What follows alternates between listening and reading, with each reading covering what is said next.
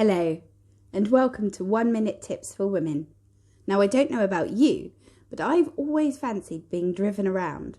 I don't mean sitting in the passenger seat next to the driver. That would be silly.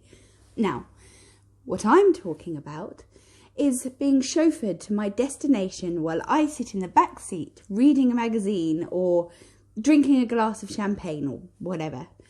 To me, it is the height of opulence and the way every woman should be treated. Anyway, with this in mind, last week I decided to make my dream a reality and borrowed a chauffeur's outfit from a friend's husband so that Tiny and I could go for a drive in the country. While Tiny did look the part in his grey suit and peaked cap, and my pinstripe suit screamed businesswoman going places, the whole effort was rather diminished by the fact that we were in a lime green Ford Astra.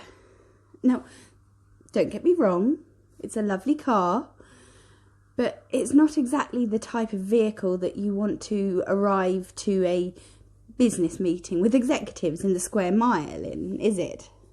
And to make matters worse, Tiny didn't know where he was going, so he had to plug in a little portable sat-nav into the little lighter socket in order to power it so that he could get directions to my friend's house in Swindon.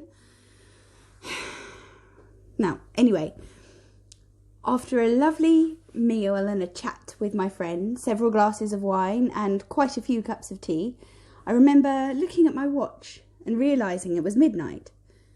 Fortunately, Tiny, who was on duty and was obviously therefore confined to the car, was well rested because he'd had a nap on the back seat.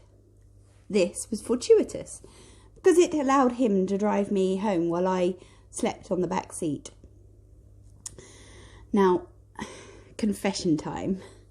I remember waking up and looking out to see familiar houses and streets and knowing we were nearly home and feeling a bit groggy and not really wanting to climb up all the stairs and to get into the house. I decided to feign being asleep just as Tiny arrived to open the door.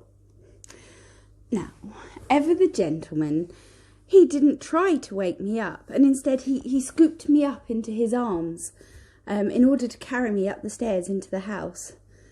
Now, ordinarily, I would have thought this was rather romantic, a bit like Richard Gere when he scooped up Deborah Winger in An Officer and a Gentleman before they rode off together.